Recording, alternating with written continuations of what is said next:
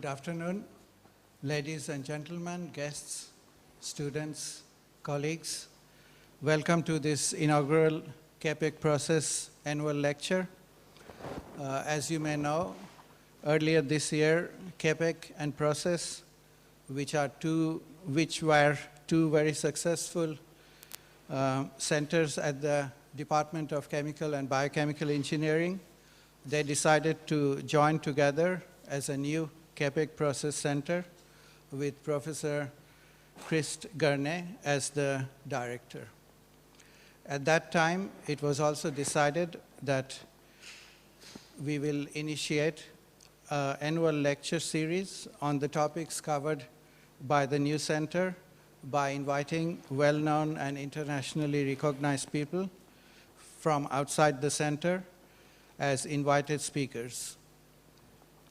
We are also very happy to announce that Alfa Laval has kindly agreed to sponsor this annual lecture series for the first 5 years. Now, let's move to today's lecture. It's a great pleasure for me to introduce the speaker for our inaugural lecture. Professor Grossmann is not only one of the leaders in PSC, that is Process Systems Engineering in the world, but also of chemical engineering.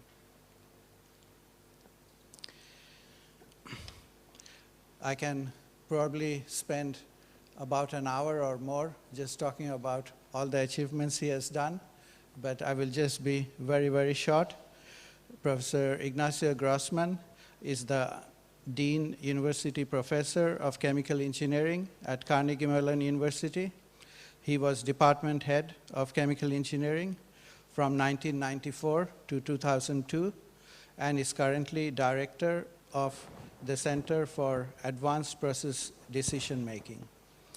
He is a member of the National Academy of Engineering in the USA.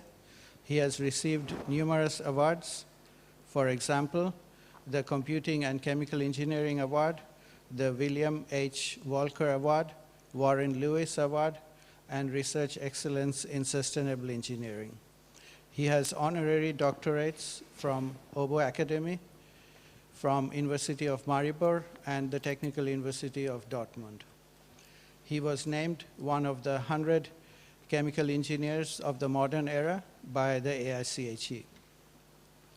His research interests are in the areas of mixed integer, logic-based optimization, stochastic programming, process synthesis, energy integration, and enterprise-wide optimization. Today, he's going to give us a lecture on the role of process systems engineering in chemical engineering. Let's welcome Professor Grossmann.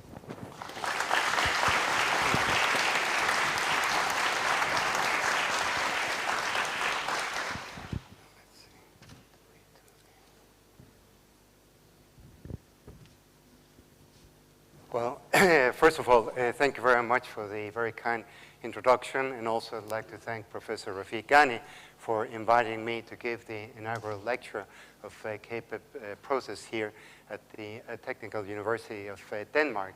And again, it's truly an honor to be here. One of the things, though, before I start my talk, I should notice the fact that I'm sure you may have also noticed that today is, in fact, September 11th. That, unfortunately, also sort of brings back sad memories of the very horrific events that happened 13 years ago.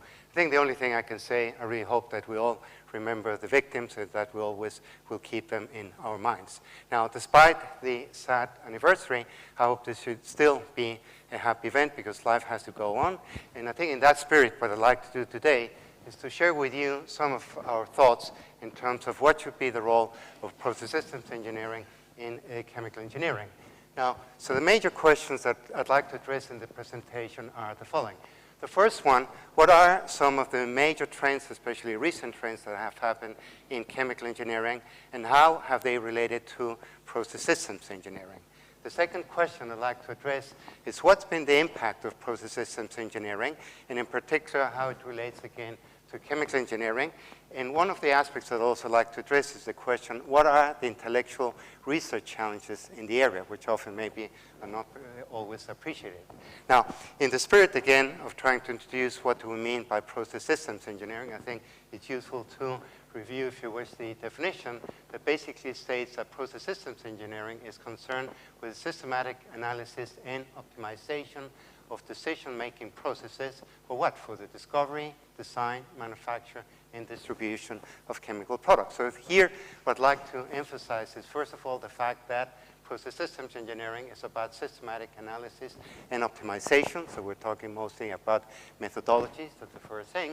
But the important thing is that these methodologies are in order to support decision-making processes. And I think that's what makes it different very often from, for example, some of the other branches, say, in chemical engineering.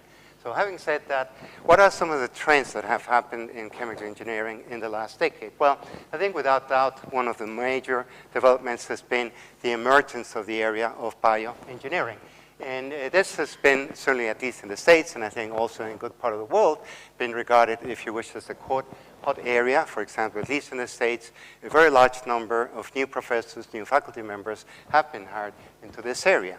Now, why has this happened? Well, it has happened because, to a large extent, it's opened new frontiers that did not exist before in chemical engineering.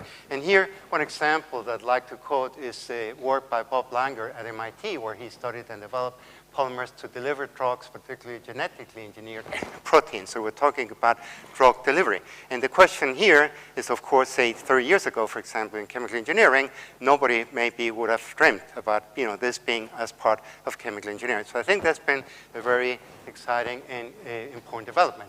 Now, the other development that has taken place over the last decade, at least certainly in the case of the United States, is that many new biomedical engineering departments were formed.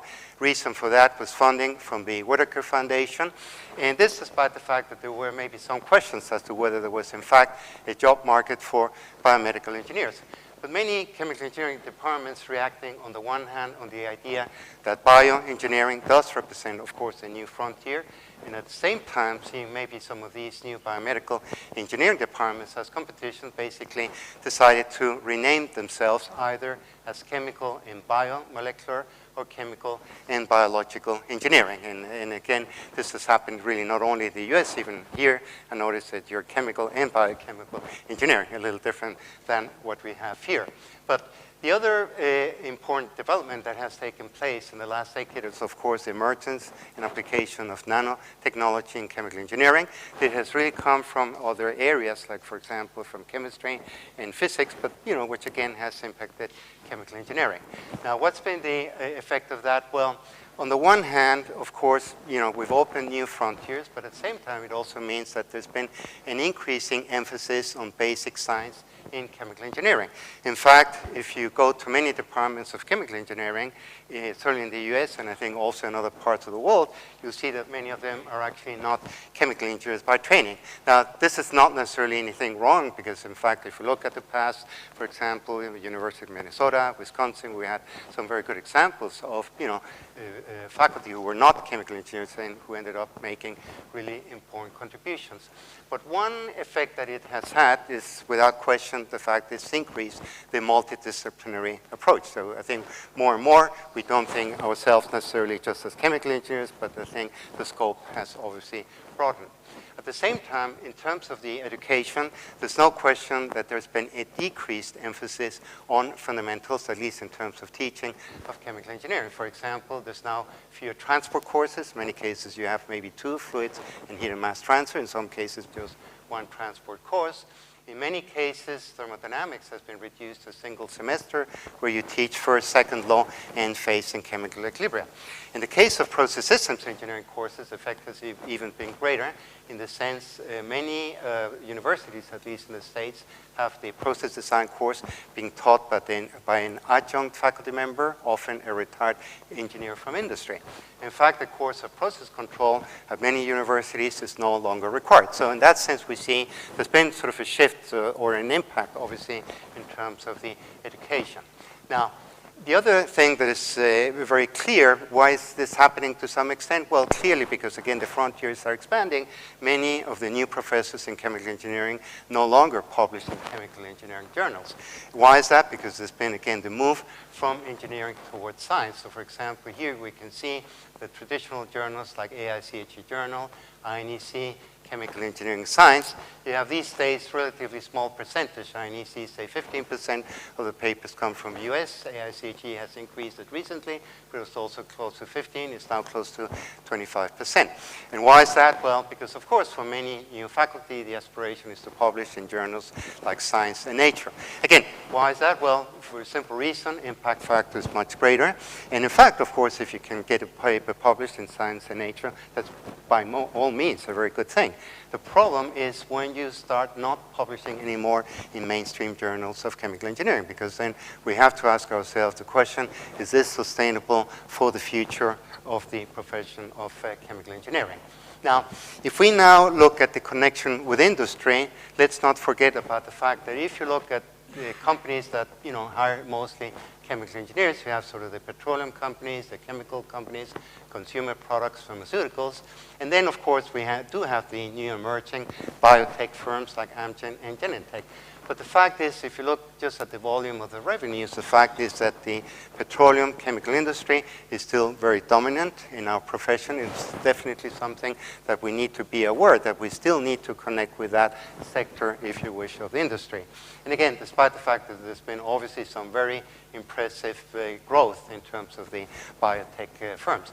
But talking about the relationship with the industry, it turns out there was a very interesting session at the last AICHE meeting organized by the late John Chen, where essentially what they did, they polled the industry. Here you can see there were 93 respondents from various manufacturing, R&D, and engineering companies about the importance of various subjects. And the three top subjects that were identified, UO was unit operations, transfer phenomena, thermodynamics, separations, that was rated on a scale 1 to 5 as 4.6, was rated the highest.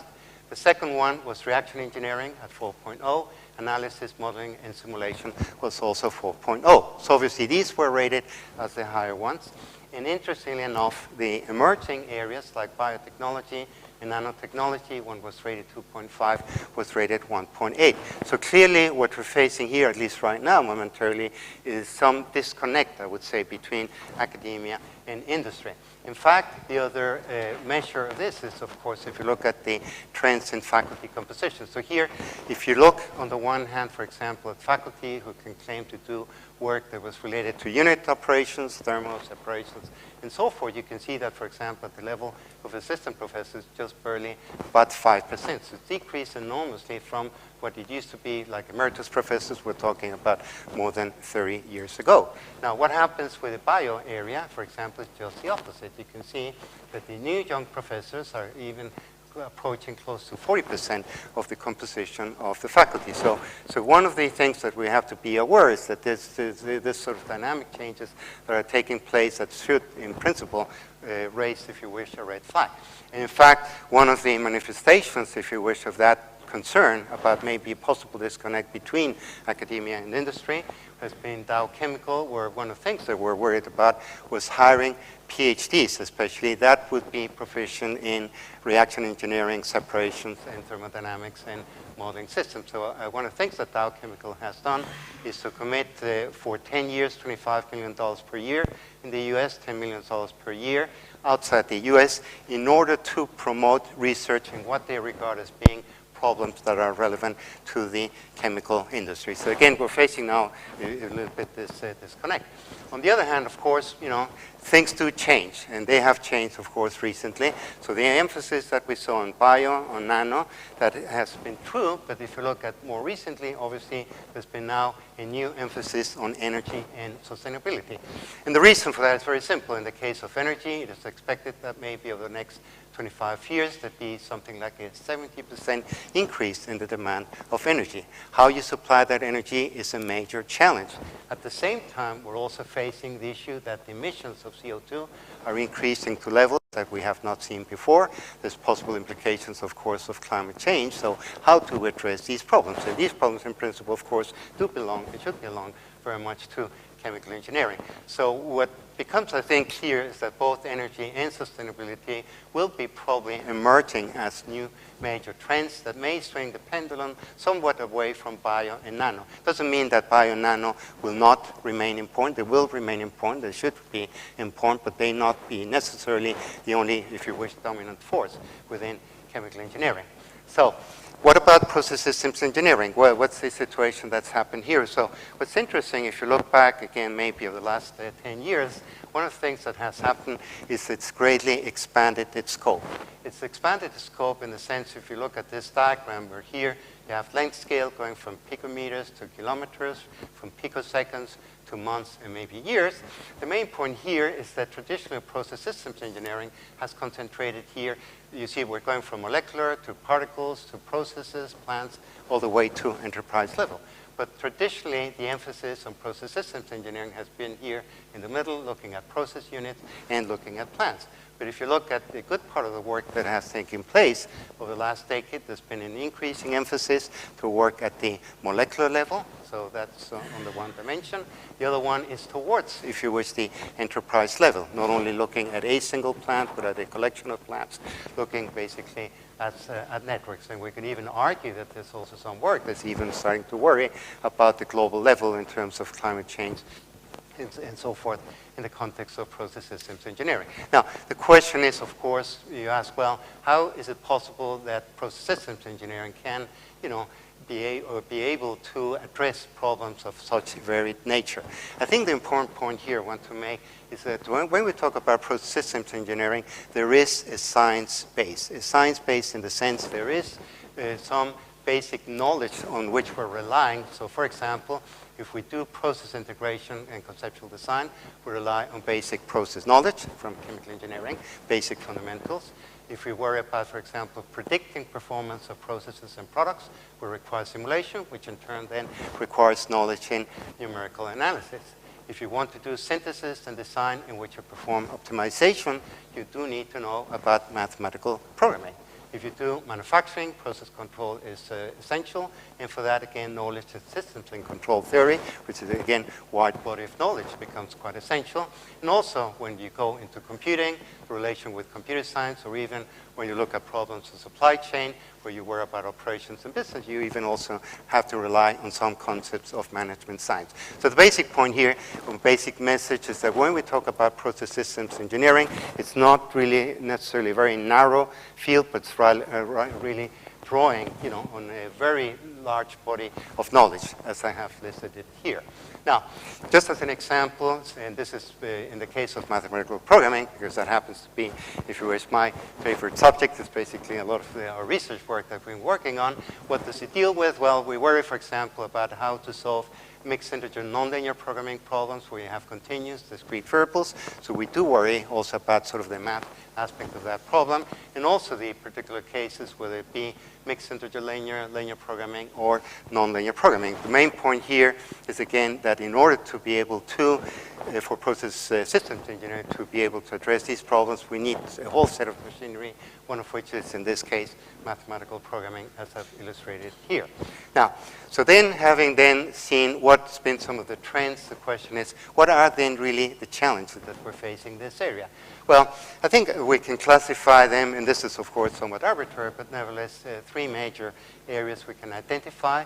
One is product and process design, especially greater emphasis on product design, which I know especially is greatly emphasized here at CAPEC. The second one is energy and sustainability, because we've seen that's obviously emerging as one of the new needs.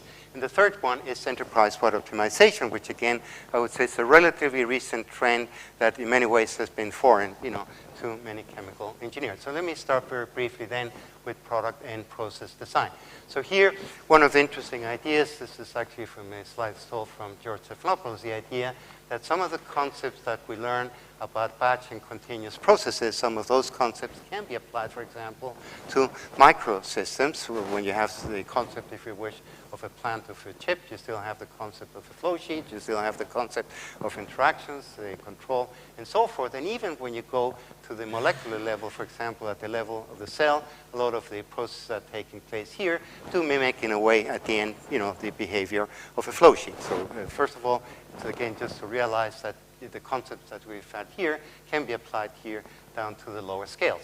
Now, one good example of molecular level type of work in the area of optimization is this work by Chris Flutas at Princeton, where basically it deals with de novo protein design. And the idea here is you define a target template where you have these coordinates for things like nitrogen, calcium, carbon, and oxygen. And the idea then here is once you define that template, you want to find a protein that falls into that template with a state of minimum energy. So the interesting thing here is that some of the tools that have been used quite extensively in process systems engineering have been applied to that problem. So for example, the in silico sequence selection here for the target template can be actually formulated as a mixed integer linear programming problem. The fold specificity, where you minimize the energy for folding, is actually a global optimization problem. An important point here is this has been not only an academic exercise, but for example, result of this work actually led to the discovery of some new improved inhibitors, actually in collaboration with some people in the medical field. So this clearly shows, for example, how, for example, PSE has greatly expanded in terms of scope. This is actually some work that I did with my colleague Mike Domack at Carnegie Mellon, looking at metabolic networks, where here again, it's an illustration on how we can use some of the tools of PSE. Basically, the idea here, say you have this metabolic network and you want to find the reaction pathway that minimizes the deviation from spectra that are obtained from NMR measurements. So it turns out here, first of all, how do you find all possible pathways? Well, it turns out that that's basically finding all the extreme points of a mixed integer linear program that is defined by the flux analysis of this network. How you find the particular pathway that minimizes deviation from experimental measurements turns out to be, again here, a global optimization problem for an inverse problem. So again, we're seeing a kind of very different type of application in which we're using these type of tools. The next example I want to give here is again due to Professor Rafik Ghani in the area of computer-aided molecular design.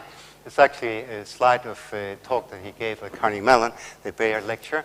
And again here, the idea is that rather than sort of using intuition or just rules of thumb on how you select solvents, you can actually systematically first pose high-level type of questions, then find the basic building blocks that give rise to these possible solvents, then collect the basic information in order to generate the various alternatives, and in that way perform the screening and propose, for a given need, what are possible solvents that may fulfill that requirement. So again, here we're seeing a systematic way of a process that is applied at the molecular level.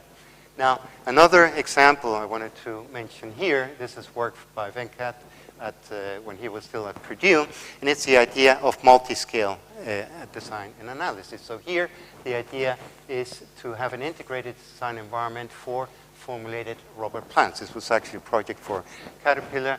And you see the interesting thing here is that you go all the way from quantum mechanics to predict the kinetics of the reactions. The kinetics of the reaction then take you to the next level where you do analysis of heat transfer with doing a finite element analysis. You look at the constitutive models for looking also at the mechanics, and then finally you have the design of the part. So again, here we're integrating a whole set of different levels, and again, this can be accomplished with some of the tools that have been developed in process systems engineering. Now, I don't want to give the impression everything is molecular. One of the reasons I wanted to bring up this slide is because I really think one of the major challenges, and I know this is a challenge that is also being addressed here at the center, is a one of process intensification. The idea here, this is a very nice example of work by Jeff Sirola that they had at Eastman Chemical, where they had for methyl acetate one reaction and then 7 distillation columns, a rather complex flow sheet.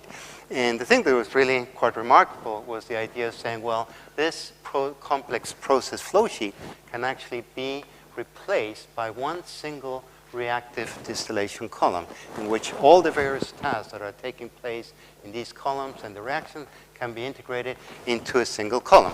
Needless to say, that had a tremendous impact in terms of reducing the investment costs, in terms of reducing the operating costs. Now, the big question is, how do you discover systematically this? I think, to my knowledge, is still an open question, but hopefully we'll see, some of the answers to that type of problem in the near future.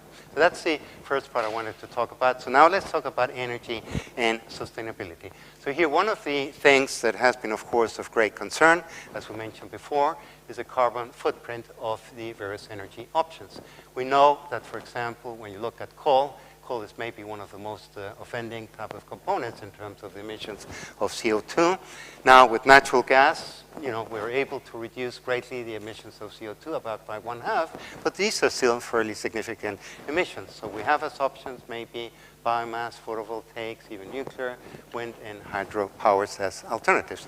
And one of the challenges in here is to say, well, how can we make some of these alternative technologies competitive with the ones that rely on fossil fuels, whether it be coal or natural gas? So that's a big question or challenge that we're facing here. Now, why is this a non-trivial problem? Well, there has been the perception we're running out of oil, and that there was even a term called the peak. If we reach the peak, we're supposed to be, I think, sometime in the early 2000s. Well, the news, it's not happened.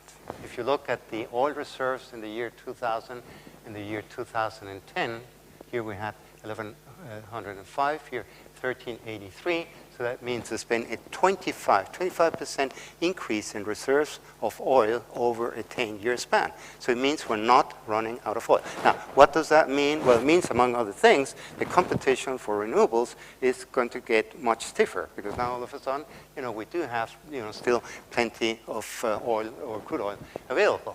Furthermore, this has been also amplified by the fact that when, again, we think about depletion of fossil fuels, what's happened? Well, the emergence of shale gas, at least certainly in the States, has, taken tremendous, growth. As you probably know, in the case of shale gas, you do the drilling, lateral drilling here, then you do hydraulic fracturing in order to release the gas that is trapped here in the proper shale.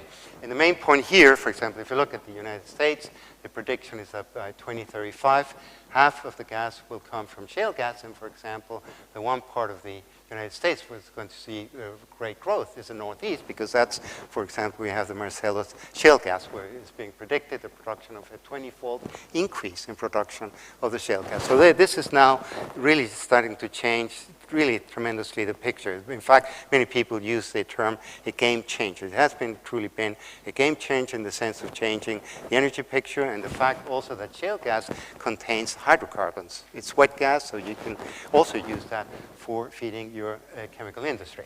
Now, but in addition to the energy, there's also, when we think about sustainability, the problem of water. Water is actually an area, I don't know how it is, for example, here in Denmark, but for example, in the United States, and I know in some other countries, unfortunately, in my opinion, we've sort of given away water to the civil engineers, when in fact, a lot of the problems of water do require knowledge of chemical engineering. But the main motivation here is, if you look at this map, you can see the areas in orange. These are areas where scarcity of water has already been reached. That's the case, for example, southwest of the United States. Here in Europe, you're still in fairly good shape, but of course, north of Africa, part of Asia here is in trouble. But the main point here, it is predicted that by the year 2025, 2/3 of the world population will face water stress. So conserving water somehow will become increasingly a very important problem. So how do we address this issue? Well, it turns out in the context of process engineering, what we can do, and this is one example of a case where we use, for example, mathematical programming in order to address this problem. Here we have a superstructure where the main idea is to reuse and recycle water. So you get the fresh water coming in here, you have the process units, you have your treatment units, you may have some sinks where water is lost, like cooling towers. You may have source of water, for example, where you separate the water. If you consider all possible combinations, how you interconnect this, then you can pose an optimization problem. I'm showing it here just in words, where you minimize the cost or minimize fresh water consumption. You have set of constraints, which in this case, when you do the mass balances with flow and concentrations, you get bilinear equations, and you get what is called a non-convex flow, meaning you can get trapped in local solutions. So here, an interesting question has also been to say, well, even when we develop a relatively simplified model, how do we find the global optimum? And the point, again, I'm not going to go into the details on how you do that, but maybe just illustrate with an example. In this case, we have 1 feed, 5 process units, and 3 contaminants, for which we use 3 treatment units. And this would be the entire superstructure where we account for all the possibilities. What we want to do is automatically extract that network structure that will hopefully minimize, in particular, the consumption of the fresh water. What we obtain here, solving the problem to global optimality within a 1% of tolerance. You can see it's in about 3 minutes of computation. This is the structure that we obtain. This is not an obvious structure. It's not something that one could intuitively derive, because for one thing, you can notice here, fresh water is only being used for the first process unit. The second, third, fourth, and fifth are using water that's being reused or recycled. That has the effect that, although of course we have somewhat complex structure here, the fact is that the consumption that is being predicted here is almost an order of magnitude lower than if we did not do any reuse or recycle. If you just simply went straight through and used fresh water into each one of these process units, we would require 300 tons per hour. So clearly, this shows that optimization in a problem like this one, in the context also of water, has great importance. Now, why is that important? Well, if we think again about renewables, biofuels is obviously an important area. So here, one of the questions is, given the fact that we know that these processes can be energy intensive and they can also consume a large amount of water, how do we address those problems? So here, what we have done is develop like a strategy where for the energy optimization, one of the things that we do is, given the fact that you have reactions like fermentations that take place at relatively modest temperatures, we use in this case multi-effect distillation in order, if you wish to alter the composite curves in order to enhance the heat integration. Because you see, in the case of petrochemicals, you usually have a source of heat at a high temperature, and that's what allows the heat integration. But that's not the case when you have, for example, fermentation in a biomass process. In the case of water optimization, we can apply the technique I just presented before. The issue is that the cost of water is still very small. At least in the United States, for example, contribution to the objective function would be less than 0.1%. So what can we do about it? Well, I think if we're responsible, we can say, well, we do our energy optimization, and then we impose as a constraint that we will come up with a network where we minimize the fresh water consumption, because if you wish, it's the right thing to do, if you wish. And that's something we can do with this type of strategy. So what's the scope of this type of approach? Well, let me give you the following example. These are corn-based processes for producing bioethanol. And over the years, these are values that have been reported for energy consumption. Started from 75,000 BTUs per gallon. The more recent one was 38,323.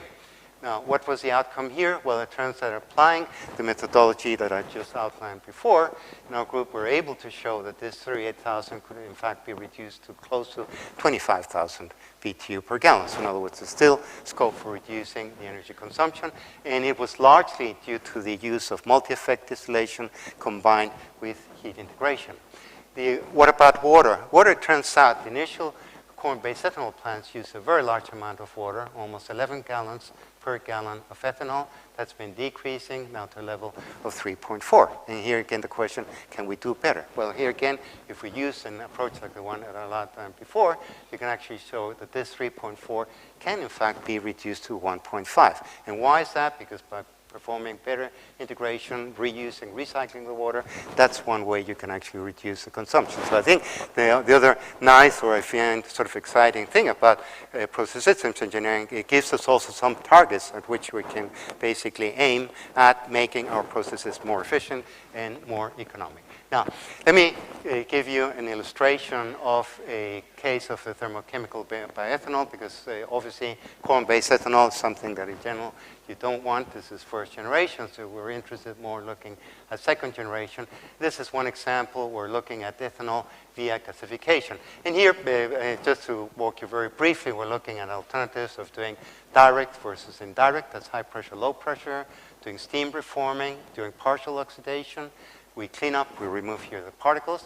And a key step here is the ratio of CO to hydrogen that you can adjust with a water-gas shift reaction, or you can do with pressure swing adsorption in order to separate some of the excess hydrogen. Then you go here to the removal of sour gases, CO2, H2S. You can use MEA, pressure swing adsorption, or membrane, different configuration. That's a superstructure here. And once you obtain the syngas at the desired composition, you could do the route of fermentation, or you could do the route of catalytic reaction. In the case of fermentation, there's actually different options on how you do the final separation to get the fuel-grade ethanol. In this catalytic case, we do basically only distillation.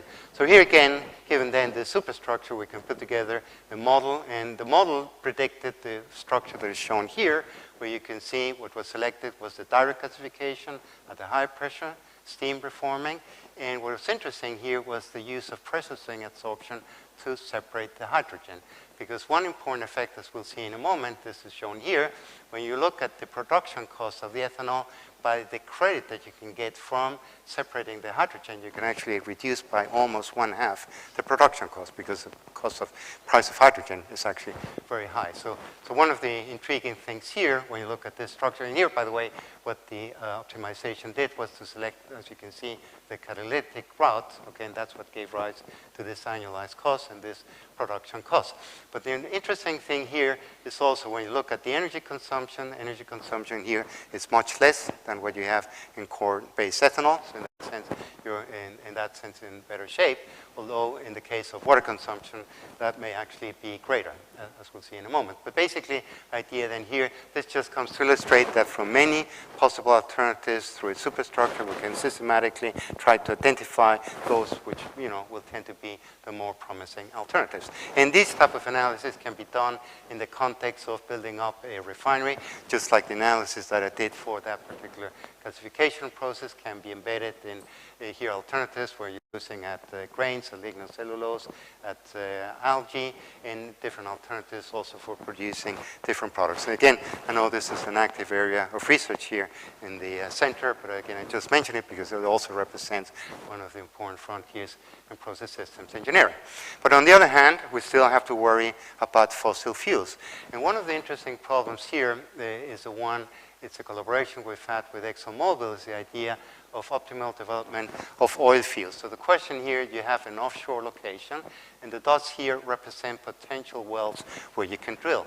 And the main point here is the facilities that you require here are typically multi-billion-dollar type of investments. Here, the most recent trend, instead of using just plain platforms, is to use what are called floating production storage offloading. It's basically like a big ship from which you can do the so-called subsea wells. So you have greater flexibility for drilling the wells.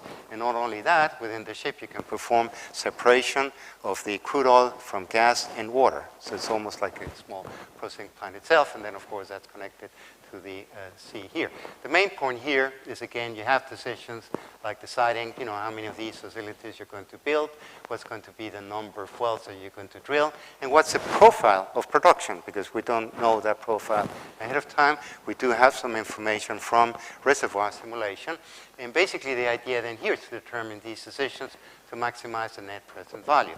So it turns out, again, this can be formulated as a mixed integer nonlinear model. The nonlinearity comes from the fact that from the reservoir model, we adjust nonlinear curves that mimic basically the production that we're going to have in each one of these wells. And this has been applied, for example, in this case where we have a 20-year time horizon. We're looking at 10 fields and the possibility of having up to 3 FPSOs. So this is actually, you can see the optimal solution that we obtained, where we have the assignments of the various FPSOs to various fields, where we're basically drilling up to 23 wells, and this is done over a period of time. This would be actually the production profile that comes from each one of the 3 FPSOs, because of course they're connected to the different wells. The main point here is that this mixed integer nonlinear problem, which has of the order of 5,000 continuous variables, 10,000 constraints, 501 variables can be solved in about 1 minute. So again, this shows, again, how some of the tools that have been developed do have a bearing, do have application in these type of problems. Now, we're talking about fossil fuels, of course. Another interesting area that we can think of is shale gas. So what are the type of tools that are possible to develop when you want to exploit shale gas? And here I'm just showing the relative reserves that are at the moment assessed in the case of China being number 1, US being number 2, Argentina 3, Mexico 4, and Canada number 5. And there's, of course, other major countries that also have potential here. So what can you do with this type of problem? Well, in some respect, with the type of problem I presented before, with the offshore drill, we've developed here a model to predict the optimal drilling strategy, both the infrastructure, but one strategy that will actually tell you over time. Here we have a total of 9 different well paths on which you can do the drilling. You can drill up to 3 wells for each one of these well paths. And you can see here, some cases this decreases because there may be shortage of water. And these are the production profiles over time. So to some extent, some of the tools that have been applied, for example, to upstream petroleum could obviously have a bearing in the case of the shale gas production. But related to shale gas and talking again, issues related to sustainability, we do have to worry about water. And water here is a very important issue because you see here again we have the diagram of the fracturing. So essentially what happens here is, first of all, in each one of these wells you drill not one, but in fact multiple wells, sometimes as many as 20 different wells. And the issue with water that is very interesting in this problem and is very unique is the fact that you need water for only a very short period of time, but you need a very large amount of water, something of the order of 3 to 5 million gallons over only a 3-month period. Because basically what you do, this is the so-called completion stage in which basically you're performing the fracturing. So here, also as a form of comparison, if you think, well, we maybe not using too much water in the case of shale gas compared, say, to coal, it is still much less when you integrate it over, say, 20 or 40 years. But the question, however, is what are the logistics that it takes to provide this water for this very short period of time? So here, basically, this schematic sort of shows, what is logistics that is involved. So typically, you have like a large river where you have a truck that is being loaded in order to take some of that water to the corresponding well path that's then used for the hydraulic fracturing. Then some of that water returns, that's the so-called flowback water. So that water is sent to a wastewater treatment facility, and that water can then be returned, for example, to be reused, for example, to drill another well.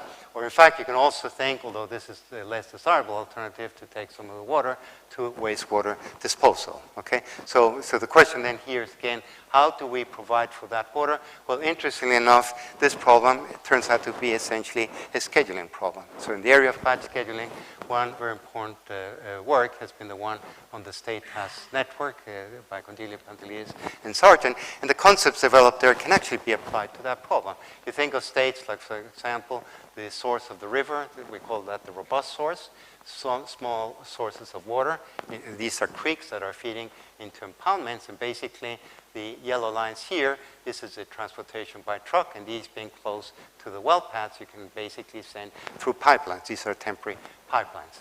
And then these are the tasks that we need to develop, which is basically to perform the drilling of the various wells in each one of those paths. And how you assign the frac crew will then determine what is the schedule, where you have to account also for the transfer time, okay?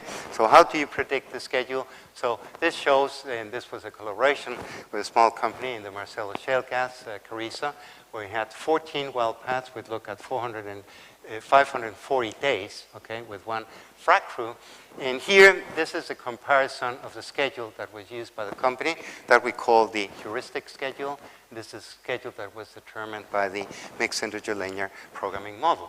Not surprisingly, the expected cost, this is expected cost because we do account for uncertainty on the availability of the creeks. There's uncertainty involved there. But here you can see, again, a reduction from 15.7 million to 13.36. But the thing that is really very striking here is a reduction in the trucking cost. You can see that actually the trucking cost in the MLP is being reduced by 1 order of magnitude, which means instead of having to perform 14,000 truck trips, we only require about 1,350 truck trips. And that means it's 1 order of magnitude reduction, also translates into much fewer emissions of CO2 because of transportation. Now, why and how was this solution developed? Well, here you can see we're showing the profiles of the impoundment. The zigzag line, this is the historical data. The line in gray is basically the levels that were used by the company, basically trying to mimic the availability of the water. The one in yellow is the one from the optimal solution. And why is it a different profile? Because you see the top part here of the schedule, this shows basically each one of the well paths that is being drilled. This is in order, A to G. Then you have a gap here because there's no water available that you can withdraw. And then you continue the drilling here, although at a slower rate. Here in the MLP schedule, you can see there's a much wider gap here, and the order is being changed. And why is that? Because when you start having the shortage of water, basically what the optimization is doing is trying to accumulate some of that water to make it ready, available for the drilling at this stage. So an interesting thing that we found, for example, in this particular application was the fact that this was, first of all, a non-intuitive solution. And there's a lot of concern, for example, in the case of shale gas about the issue of truck transportation, because it does impact the communities, it does impact the roads, and also it impacts through the question of the emissions. So with this, let me just finish with the last part on enterprise water optimization. So here, the idea is to really look beyond the plant level and look basically even integration at business operations. So here, one of the good examples is in the petroleum industry. When you look at the supply chain, it's a very complex, long supply chain. You're starting at the level of the wellhead, you do trading. This is the heart of the manufacturing, refinery optimization. That's where traditionally the PSC has concentrated on. So we're now looking all the way back as we did before, the case of the upstream operations, and then here you have trading and even delivery at the level of the pump. But it turns out this is not only for petroleum industry. So for example, if you look at the pharmaceutical industry and you look at the problem of drug development, so here you start with candidate targets and where you identify potential molecules that may be used for drugs. Then you go through this very arduous process of preclinical development, doing testing, then the various phases for the clinical trials, and then if hopefully one of those molecules, is identified as being feasible for meeting the requirements of the drug, then you get the submission approval, and then you go into the marketing. The main point here, this is a very long process. It's often very expensive process as well. And here again, we can use the principle, the concept that this is at the end nothing else but a supply chain. Different type of supply chain, though. So the question then here is what kind of problems can we address in this area? I would say one of the most prevalent type of problems that has been addressed in this area is planning and scheduling. In particular, planning and scheduling of batch processes. This is actually a collaboration we had with Dow Chemical. We're looking at the case where you had several batch units operating in parallel.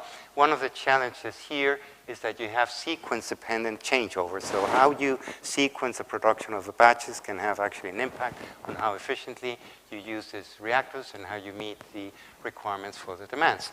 Now, it turns out this problem, if you try to formulate it as an MLP, it's huge. It can basically almost not be solved. So that's one of the lessons we also have learned here. You really need to tailor often special solution procedures. Like in this case, we're using bi-level decomposition, where you have sort of a planning level that is detailed in the sense we account for changeovers through constraints that come from the traveling salesman problem. And then once we make the decisions on the assignments, then we do a lower level scheduling problem, slot-based MLP model. And then once we solve that problem, we get some bounds. And if the bounds are pretty much the same, we stop. Otherwise, we go back here and add some constraint. But again, it's the idea that often many of these problems are unsolvable if you try to do them just at once. And this is a particular example that we looked at over a period of 12 weeks. So we're talking about 3 months. We have 10 customers, 7 different products. And we have the case here of 2 reactors.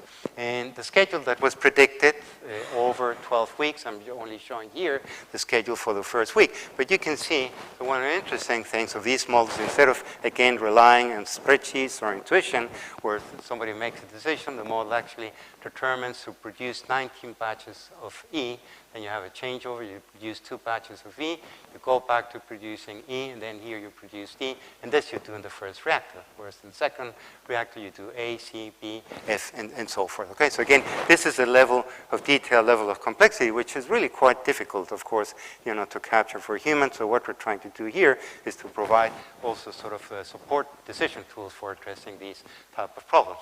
And here, just the question that the bi-level decomposition actually converts in one single iteration. It took over, about 500 seconds to solve this problem. So computational time is an important one, because if you're thinking of providing this as an interactive tool, we cannot afford to have problems running, for many hours.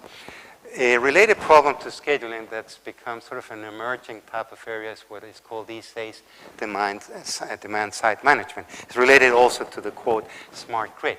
And this is, for example, especially significant in air separation plants, because in an air separation plant, what you have is raw material which is free. You don't pay for the air yet, okay? It's free. What you do pay is electricity for doing the separations. Now, the problem with the liberalization of markets and so forth, these prices, can change almost on an hourly basis.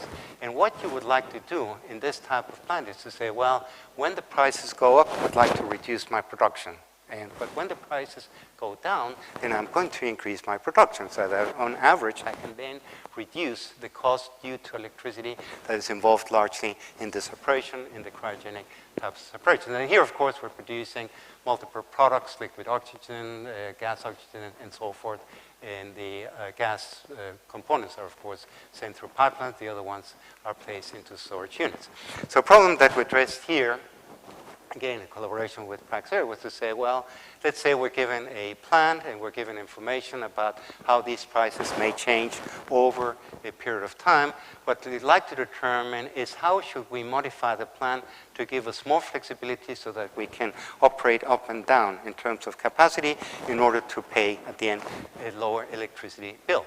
And essentially what we do then here is to determine production levels, levels of sales, inventories, and from a design point of view, what are the upgrades of equipment that you need? Do you need to buy new equipment, or maybe new storage tank? So that was basically a problem. So here again, you have kind of an interesting type of application, which has not been done very, at least until recently.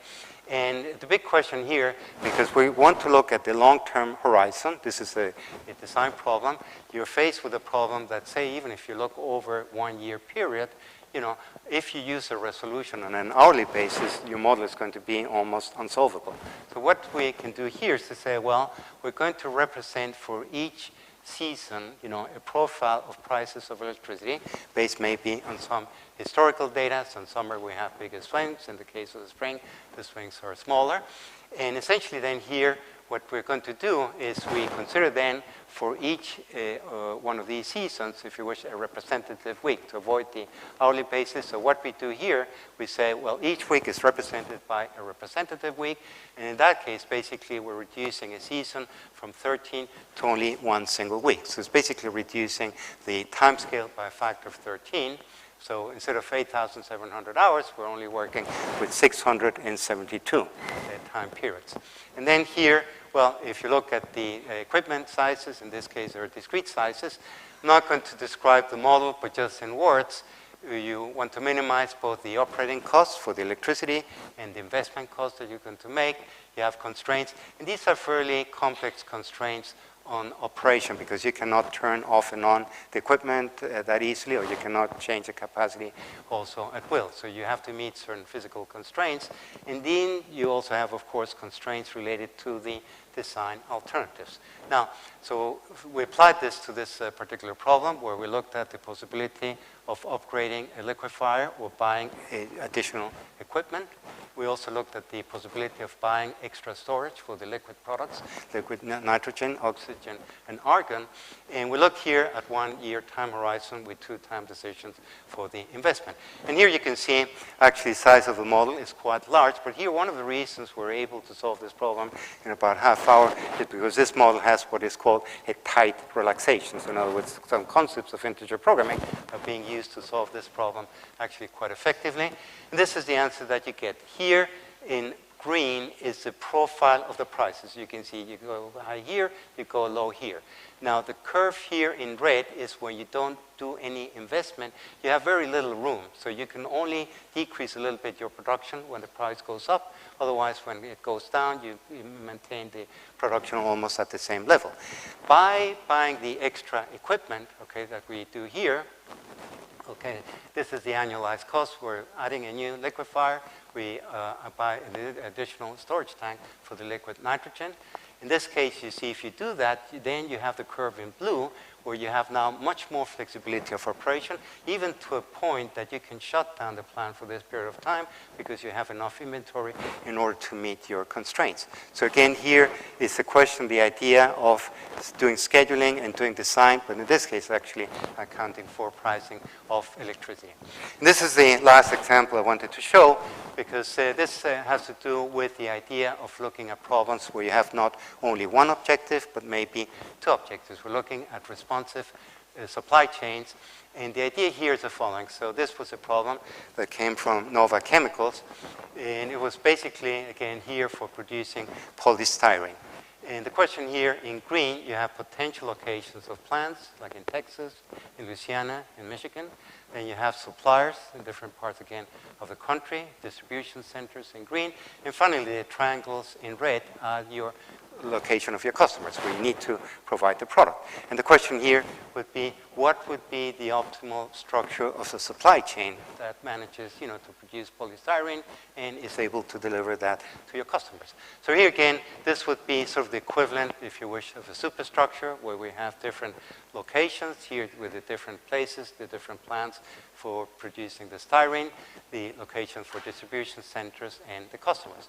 So in this case, the objective is actually twofold. It's economic. I want to maximize net present value, but I also want to provide good service to the customer, meaning good responsiveness. In other words, if a new order comes in, I don't want the customer to wait maybe for a month until the new product arrives. We want to do that as quickly as possible. So how do we do this? Well, first, this arises because there's going to be uncertainty in the demand. So we assume in this case, like a normal distribution. And again, for here, we're making decisions on the structure of the network, on the operation, and on the schedules. Again, it's sort of a multi-level type of issue here, but one of the big issues is how do you model responsiveness? And again, without going into great details, let me just mention that for each one of the paths, basically you can determine the expected lead time, basically working with the distribution function to see on average how much time it would take to provide the product all the way from the supplier to the customer. This problem actually we are able to solve. It's a large-scale MINLP, but here we get the Pareto curves. This is the MPV versus the expected lead time. And here you can see the maximum MPV, it's up here about 680, right? That would be the best economic performance. The best performance is in terms of lead time, it's 1.5 days here. We can respond as quickly on average as 1.5 days, but then my MPV goes down from 680 to something like 480. I take a very big hit. So what this curve is, these are the Pareto solutions, and of course the designer has to decide at the end. But here, since we have a relatively small decrease in the MPV, but we can reduce the lead time from 5 days to 3.5 days, so it's a very significant improvement in the performance. That would then lead, for example, to the supply chain I'm showing here. So again, it's a very different type of problem that maybe traditionally we have been working in process systems engineering, but it's definitely one that increasingly is being addressed by our community.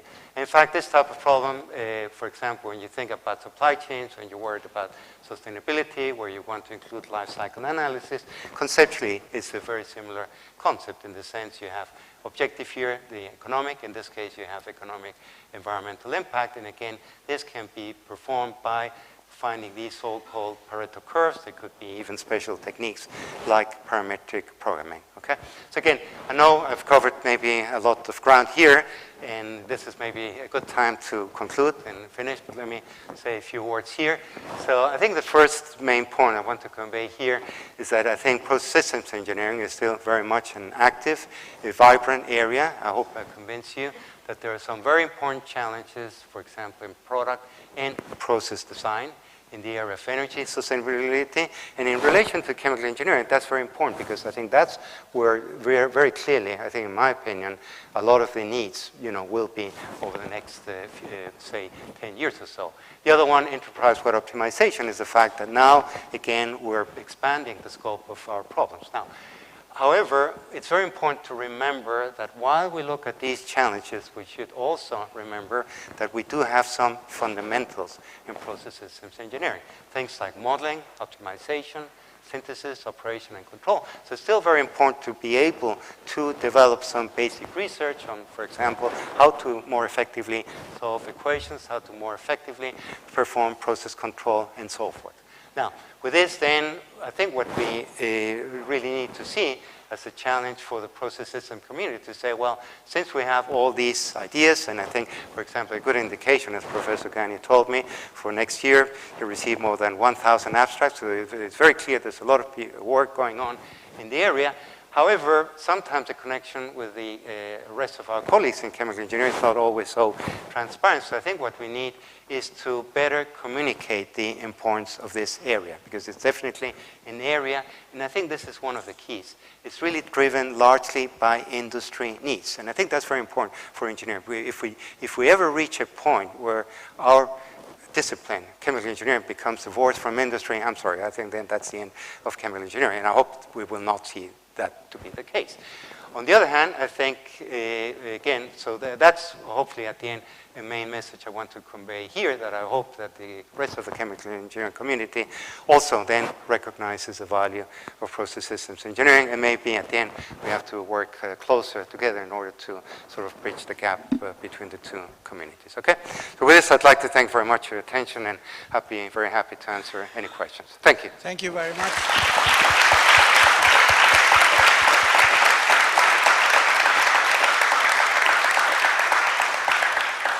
So this was a very comprehensive view of chemical engineering and also the role of process systems engineering and all the great things that it can do. So now the floor is open for questions to Professor Grossmann. Anybody?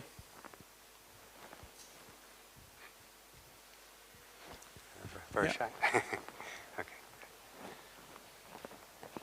Yeah, thanks very much indeed. Indeed, that was very comprehensive and broad overview of many amazing challenges out there. It has give us a thought in many areas, but one particular area I would like to hear your thoughts on is it's about working with the oil major companies actually. Through my exposure to them actually, through certain workshop and etc., there is this concept of actually safety, which is becoming more and more important in their operations actually. So they want to instill this sense of vulnerability actually to their engineers, to their employee at all scales actually, at the corporate scale, starting from the upstream, going down to downstream to the petrochemical refinery. Right. So actually, they put a lot still emphasis on the basic engineering, development, optimization, and whatnot, but there is also the overriding priority actually of the safety, and the reason is coming from the historical accidents that happened, right? Right. The recent example being in the Gulf of Mexico, yeah, right. The BP, which has unfortunately casualty of the people, but basically it has a huge economic impact and on a huge scale, so it can mean that the end of the story for certain companies. So you have showed a number of work actually with energy companies and also with ExxonMobil. Through your dealing with them, did you see that this is being reflected more and more in the objective function? Like not to increase the economics, right? But to kind of like increase, if you will, Yeah. this longer-term sustainability in sense of having a safe operation. Thank you. Yeah, let me first mention that, of course, what I presented here does not even really cover the entire spectrum of areas that we have in process systems engineering. So, for example, in particular, one area which is very important is safety. Okay, so safety is an area, it's not too many people who are working on it, but nevertheless, you know, there is a community, there's been some interesting contributions. And I think that obviously, you know, from what I've seen, you know, companies do try, of course, you know, to be responsible, because at the end, of course, you can pay, you know, a very high price, as you were mentioning, you know, the accident in the Gulf of Mexico. So now, on the other hand, I also have to say, what's been interesting for me in terms of interacting with different sectors is that the appreciation of process systems and optimization does change. So in that sense, for example, I would have to say the petroleum sector is one I would classify as being one of the more, the friendlier ones in terms, you don't have to convince them what's the value of PSC, what's the value of optimization. That's taken for granted, okay? On the other hand, I think one challenge that we do have is, especially some of the companies that tend to be a little bit more product-oriented, or even like pharmaceutical companies, do not always have that appreciation for process systems engineering or the appreciation of, you know, some of the techniques that we talked about. So I think to answer your question is, I think there are definitely tools out there, for example, in terms, especially in terms of safety, that, you know, are going to be in greater demand precisely because of the concern that the penalties that you pay if something goes wrong can be extremely high. And I didn't cover that. Another aspect that I have to say, I did not really give enough justice. You have to understand my own bias from where I'm coming from in terms of my research, but for example, the whole area of process control, I really, you know, did not even, you know, just mention it by word, but there's still, you know, very important challenges in terms of how you deal with nonlinear model predictive control, and, you know, so, or how you interface that precisely, for example, with supervisory levels where you're addressing issues of safety. Okay, so although it looked like I covered a lot, I also left a lot out. All right. Okay. Other questions?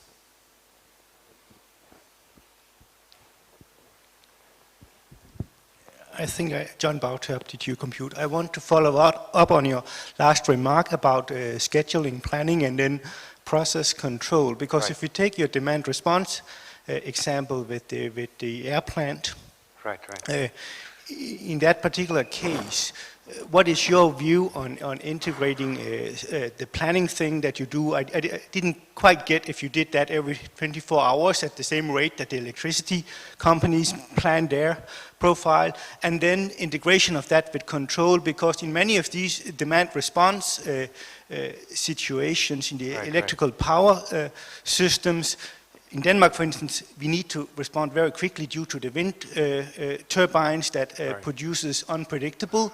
And to me, the question mark left with your example is chemical processes in general sufficiently fast to participate in that market such that you can ramp them up and down at the level that are really needed? And would that require new methods in your domain, in planning and scheduling, and maybe the integration with control, multi-predictive control? Well, two things. So first, I guess I didn't go obviously into the details of the model, but you cannot generally, especially turn on and shut down like a unit at once. You know, you do have to go through some period. So I would not characterize in general that in a process like this one, the air separation or other power-intensive type of chemical process-related system would be having fast response, okay? Now, I think from our experience, first of all, the application of the idea of demand response, in particular in the air separation industry, it's something that, to my knowledge, they're starting to really explore it. I don't think they're still using it. They're just exploring what is the potential. And clearly, again, since I indicated, it's a very unique situation where your raw material is basically for free, and all the cost is your electricity. Obviously, if you can save electricity, that's a big gain. chain, okay? So now, on the other hand, I do have to say, in particular in the case of Praxair, which is a company that we've interacted with, they are very, seriously, looking at this. And we can actually account, at least in terms of the times that it takes, for example, to ramp up and down the equipment. Strictly speaking, that would require actually a detailed dynamic model. In some cases, we do that offline to get those values, okay? In that sense, what you mentioned, the importance of control, of course, absolutely.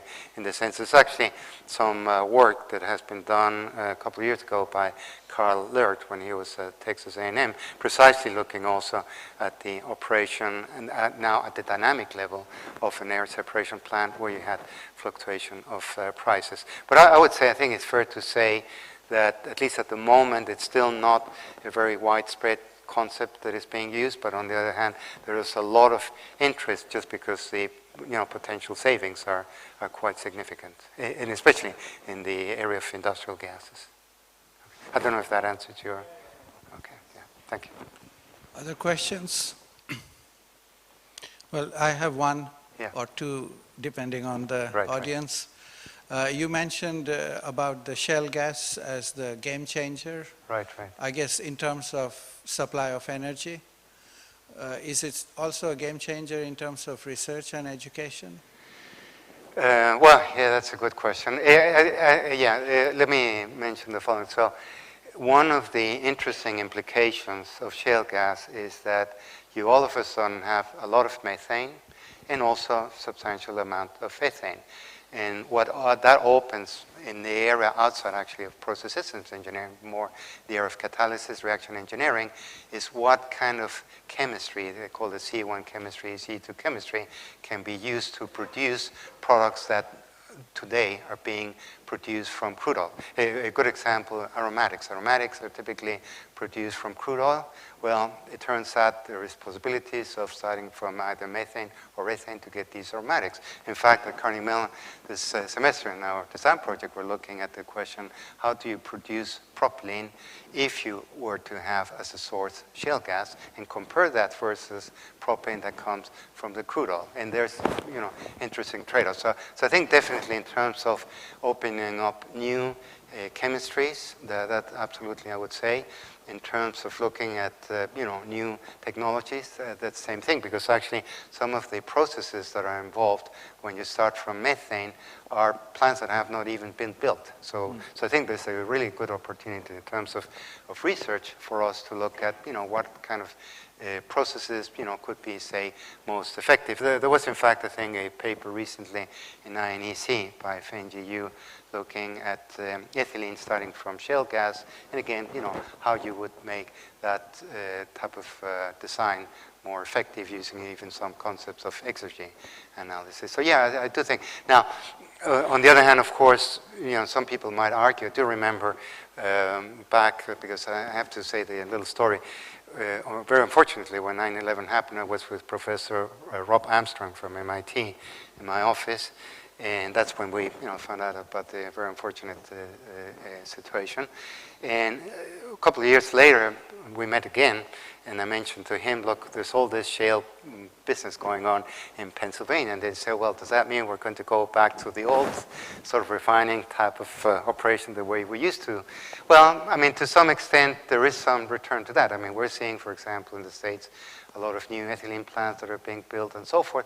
But I do think if we think about the fact that it's now also an opportunity to make some of those processes not only more efficient, but more sustainable, more ecologically responsible. So I do think there is an opportunity. Now, having said that, I think it's also very important, and I think we should not lose sight of the fact that this whole thing about shale gas should hopefully not prevent by any means further research into renewables. I think that would be, an unfortunate thing, especially if you think of it in the longer term. It might not be immediately economically valuable to look at some of the other options, but eventually there will have to be. And to some extent, that's the other challenge. So that's why I mentioned, to me, an interesting thing, when you look at the fact that there's a lot more oil available, and there's now shale gas. That means if you're working on renewables, now your bar is higher. But you should do something to hopefully overcome that new barrier.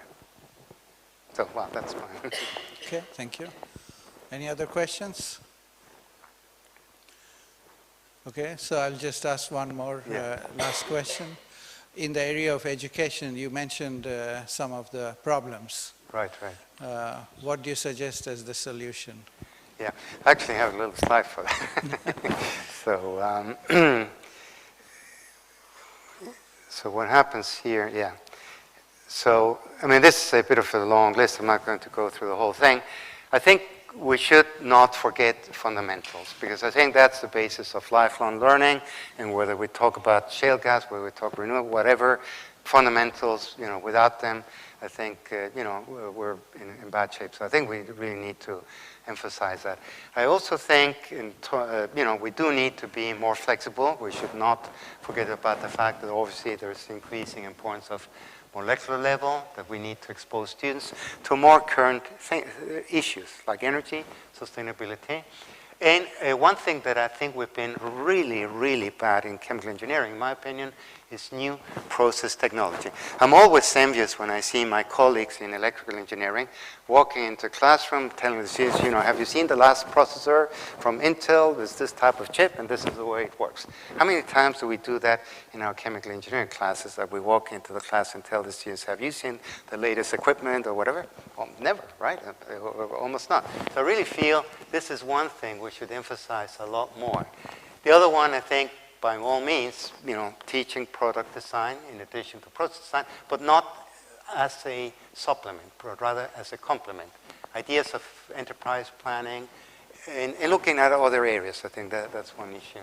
The other thing, again, I think that bio and nanos I mentioned before, they're definitely very important areas, but they're not going to be also the dominant areas now, especially in light of what we see with energy and sustainability. I think environmental engineering, that's also one issue that's a little tricky in the sense civil engineering has been much more proactive in, you know, claiming at least part of that area. I think we as chemical engineers do have especially the fundamentals to address a lot of these problems, like the one I mentioned. Water is a very good example. And then I think the other really big thing, and this is in relation also to the fact that the close interaction with industry is essential. We don't want to isolate ourselves, because otherwise we'll basically become irrelevant. But I think at the end, what is maybe most important for us as educators is to hopefully provide excitement to our students, because what we want to do is to, you know, recruit the best young minds, because in that way, no matter what we do in terms of the details of some of these things, you know, things will work out. As long as we were able to capture the best minds in engineering, hopefully that will bode for a good future of the profession. Okay. Okay, last chance if you want to ask any questions. Okay, then thank you very much. Thank you.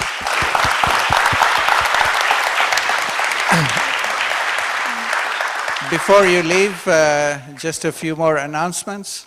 First, Professor Chris Garnet will give a plaque to Professor Grossmann as the inaugural speaker of our lecture series. All right, thank you very much.